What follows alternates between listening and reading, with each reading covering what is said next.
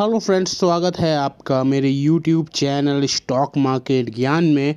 इस वीडियो के अंदर हम बात करने वाले हैं रेलवे सेक्टर के स्टॉक के बारे में। यहाँ पर आप सभी को ये तो पता ही होगा कि अब जो चर्चा है वो है मर्जर पर। मैं आपको इस वीडियो के थ्रू मर्जर का पूरा सिनेरियो तो आपको दिखाने ही वाला हूँ, लेकिन साथ के साथ हम यहाँ पर एक चीज़ पर भी फोकस करेंगे जो कि जब भी आप रेलवे सेक्टर में निवेश करते हो एक कन्फ्यूज़न बना रहता है, कौन सा स्टॉक ज़्यादा बढ़िया है, IRFC, IRCTC, RVNL। तो कौन से स्टॉक को प्रेफर करना चाहिए, एक रिपोर्ट के थ्रू मैं आपको ये भी समझाने वाला हूँ। बस वीडियो को लाइक ज़रूर कर दीजिएगा, चैनल को सब्सक्राइब जरूर कर लीजिएगा। ऐसे इंटरेस्टिंग सी वीडियोस मैं आपके लिए लाता रहूँगा। सबसे पहले बात करेंगे IRFC के बारे में। फ्राइडे के दिन लगभग 1% की तेज़ी और 130 रुपये के आसपास आपको शेयर जो है वो ट्रेड करते हुए नज़र आया। अगर हम यहाँ पर बात करें लो की तो 127 था और 128 ओपन था। यानी कि अगर हम इस हफ्ते की बात करें तो आपको एक अच्छी खासी रिकवरी IRFC के अंदर देखने को मिल गई, यानी कि लगभग 9% की तेज़ी आपको स्टॉक में देखने को मिली। तो जो क्वेश्चन हम लोगों का अमूमन रहता है कि IRFC या फिर IRCTC कौन सा स्टॉक खरीदा जाए, तो इस रिपोर्ट के थ्रू मैं आपको समझाने वाला हूँ। यहाँ पर अगर आप देखते हो तो दोनों ही कंपनी ने डिविडेंड अनाउंस कर दिया है। एक ने डिविडेंड अनाउंस किया है 80 पैसे का, एक ने किया है 3 रुपये का। अब आपको पता चली गया होगा, ये है IRFC का और ये है IRCTC का। आगे बढ़ते हैं। यहाँ पर अगर आप देखते हो तो दोनों ही स्टेट ओन्ड रेलवे कंपनी है जो कि BSE 200 इंडेक्स का पार्ट है। और यहाँ पर दोनों के अंदर एक सिमिलरिटी नज़र आती है कि दोनों ही यहाँ आपको नवरत्न स्टेटस पाते हुए नज़र आए, यानी कि दोनों ही नवरत्न कंपनी आपको नज़र आती हैं। साथ के साथ अब यहाँ पर सारी चीज़ों को अगर हम देखें तो कौन से स्टॉक की डिविडेंड यील्ड पहले देखते हैं कि बढ़िया है। IRFC जो कि फंडिंग आर्म है, इन्होंने अपना इस सेकंड इंटरिम डिविडेंड अनाउंस करा 80 पैसे का किया। अगर हम यहाँ पर देखें तो इसकी रिकॉर्ड डेट 21 मार्च। साथ के साथ IRCTC ने भी अनाउंसमेंट कर दिया 3 रुपये का यहाँ पर इन्होंने किया था, एक्स डेट थी 20 फरवरी की। आगे बढ़ते हैं तो जो डिविडेंड का अमाउंट है दोनों के बीच का, तो जो टोटल बन जाता है IRCTC का जो अनाउंसमेंट हुआ वो लगभग 150% के डिविडेंड पे आउट नज़र आया। यानी कि यहाँ पर टोटल जो 3 रुपये का डिविडेंड है वो 2 के हिसाब से, फेस वैल्यू के हिसाब से यहाँ पर नज़र आया। वहीं IRFC का जो डिविडेंड पे आउट बना वो बना 1.5 पर शेयर, और जो टोटल डिविडेंड IRCTC का बना वो बना 6.5 रुपये पर शेयर। ठीक है, दोनों को ही मिला के।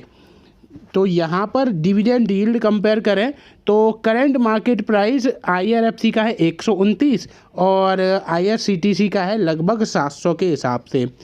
तो यहाँ पर जो चीज़ें बनती हैं यील्ड, तो वो बनती है IRCTC की लगभग 0.90% के हिसाब से और IRFC की 1%। तो डिविडेंड यील्ड के हिसाब से तो IRFC यहाँ पर क्लियर विनर नज़र आ रहा है। और देखो, अगर हम रिटर्न्स भी देखते हैं तो ये भी आपको पता ही होगा कि क्लियरली IRFC ही विनर है। अगर आप यहाँ पर लॉन्ग टर्म के हिसाब के रिटर्न्स देखते हो, शॉर्ट टर्म में दोनों में ही करेक्शन है, दोनों में ही यहाँ पे आपको चीज़ें नज़र आई हैं, लेकिन लॉन्ग टर्म में जहाँ पर इसने पिछले 3 साल के अंदर 472% के रिटर्न्स बना कर दिए हैं IRFC ने, और IRCTC के रन इसके आसपास भी नज़र नहीं आ रहे हैं। तो ये है पूरा कंपैरिजन दोनों में। आपको समझ में आ गया होगा कि IRFC का डिविडेंड यील्ड भी बेटर है और साथ के साथ यहाँ पर आपको इनका जो रिटर्न का स्टॉक है वो भी यहाँ पर बढ़िया है।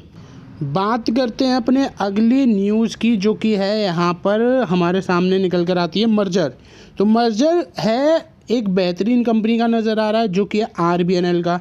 इसके साथ 3 और कंपनी जो है वो जुड़ने वाली हैं और टोटल बनकर एक एंटिटी जो है वो यहाँ पर बनेगी।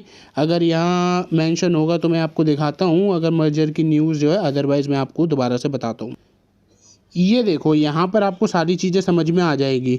अभी हाल ही में नरेंद्र मोदी और साथ के साथ रेलवे मिनिस्ट्री की तरफ से भी ये कंफर्मेशन दिया गया था कि यहाँ पर प्लान किया जा रहा है कि जो रेलवे कंपनीज़ हैं उनका मर्जर कराया जाए। और अब कंपनी का नाम जो है वो किस किस का आ रहा है, RBNL का नाम है, इरकॉन का नाम है, रेलटेल का नाम नज़र आ रहा है, IRCTC का भी नज़र आ रहा है। 4 कंपनी मिलकर एक एंटिटी बन जाएंगी और ये एंटिटी जो है वो कौन सी रहेगी वो यहाँ पर बहुत ज़्यादा इंटरेस्टिंग रहने वाला है। क्योंकि देखो इरकॉन और रेलटेल तो नहीं रहेगी, ये तो पक्का है।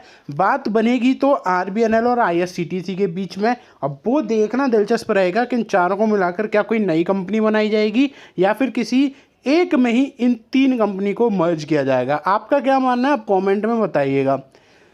तो ये पूरा जो CPSE प्रोग्राम के थ्रू चीज़ें यहाँ पर होते हुए नज़र आ रही हैं। और आगे अगर हम देखें तो यहाँ पर अभी कोई पर्टिकुलर प्रपोज़ल नहीं आया है कि किसका जो स्टॉक है उसका स्वैप रेशियो कितना रहने वाला है। और जैसे कि मैंने अभी बात करी कि किसको किस में मर्ज कर किया जाना चाहिए, ये सारी चीज़ों का अभी प्रपोज़ल जो है वो नहीं आया है। वो आने वाले टाइम में आपको देखने को मिल जाएगा।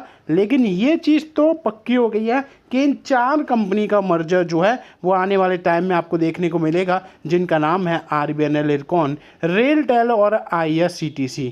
तो यहाँ पर आप देख पा रहे हो based on synergies, market forces and likely effect on market capitalization. तो इन हिसाब से सारी चीज़ों को कंसीडर किया जाएगा और देखा जाएगा कि कैसे इस मर्जर को कंप्लीट किया जाए। देखो मेरे ख्याल से जहाँ तक मुझे लग रहा है कि इन सबको मिलाकर IRCTC में मर्ज किया जाएगा। आपके ओपिनियन में क्या है, क्या आपको लग रहा है यहाँ पर RBNL बनी रहेगी कंपनी या फिर कोई नई बनेगी या फिर IRCTC बनेगी? कमेंट में प्लीज़ अपने ओपिनियन जो है वो ज़रूर मेंशन करिए। फिलहाल वीडियो में बस इतना ही। वीडियो अच्छी लगी हो तो लाइक कर दीजिएगा, चैनल पे फर्स्ट टाइम विजिट कर रहे हो सब्सक्राइब जरूर करिएगा। धन्यवाद।